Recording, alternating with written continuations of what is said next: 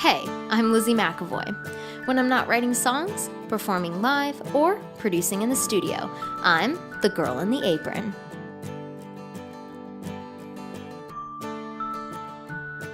Hey everybody, I'm Lizzy McAvoy and the girl in the apron. Today we are talking about the second most loved tropical fruit in the world, the pineapple. It is so sweet, it is so tangy, and it's so stinking cute to look at.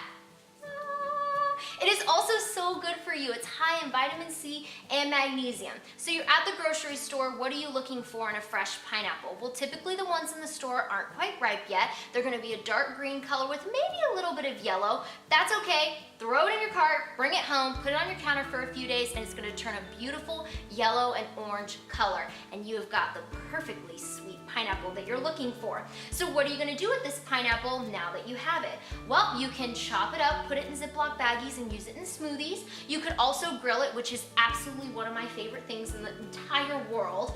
Or you could put it in a cake, which that's what I'll be doing today. So why do you want to buy a fresh pineapple versus a pre-cut pineapple? Well, honestly, it comes down to dollar signs. It's gonna save you money.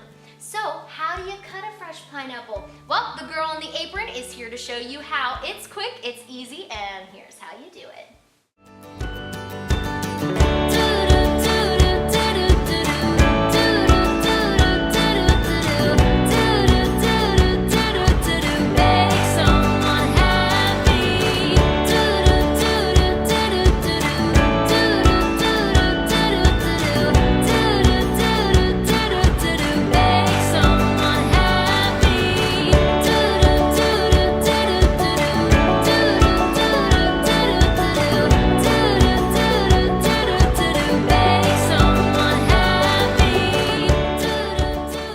Be sure to find more Girl in the Apron recipes at www.lizzymcavoy.com.